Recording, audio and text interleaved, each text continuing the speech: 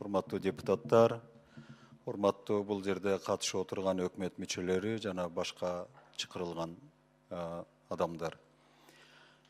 Биринчиден, биз эки маселе кылып карасак, Дастан Артбекович, бүгүн биз токтом чыгарабызбы же чыгарбайбызбы? Үсүпович, бүгүн токтом кабыл албайбыз. Биз маалымат угуу боюнча чакырганбыз.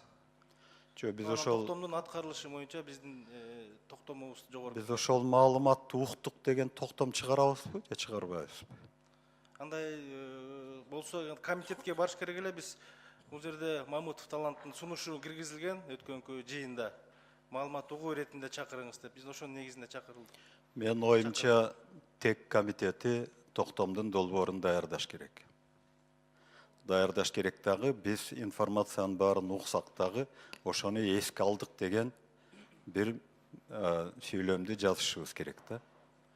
Бул менин сунушум. Экинчи сунушум, биз казыр башкы прокурорду уктук, акыркы сөздөрүн уктук, суроону абдан этият бергиле, сотко көп тийишпегиле дегендичи. Бирок бул киши өзү бүт кылмыш ишинин баарын бул жерде айтып берип койду да.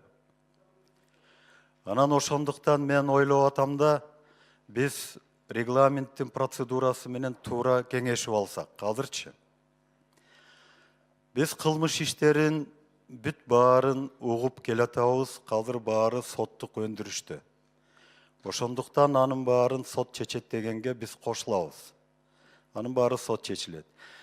Мамлекетти, жогорку кеңешти, элдин баарын кызыктырган эң негизги маселе бүгүнкү күндө өкмөт кандай иш-чараларды иштеп чыкты.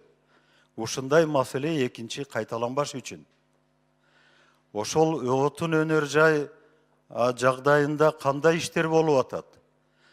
ТЭЦ-теги акыбалды биз көрдүк дагы келечекте кандай иштер болуп, биз жаңы ТЭЦ-терди, биз жаңы бир проекттерди иштейбизби?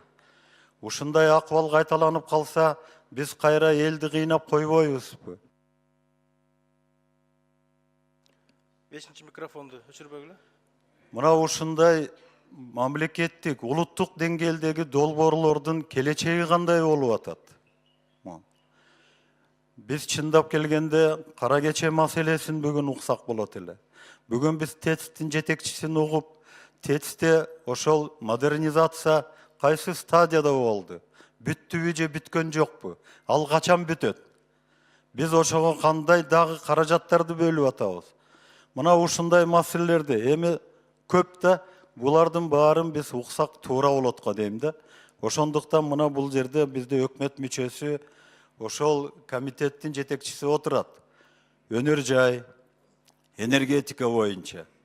Булардын жетекчилеринин баарын кызматтан алып салды өкмөт башчысы. Бүгүн булардын акыбалы кандай? Президент болсо акыркы коопсуздук кеңеште буларга 0 деген баа берди. Булар кандай кылып иш кылат? Мына ушулар жөнүндө биз угалы да бүгүн. Казыр ошол комитеттин төрагасын угалы. Анан кийин дагы уга турган маселе $111 миллион зыян келтирилди деген информация кетти. Мына ошол 111 миллионду бир мындай бир иреттеп түшүндүрүп берсе бирөөчү. Мына ошондо мен ойлойм бүгүнкү информация абдан толук болот го депчи. Рахмат.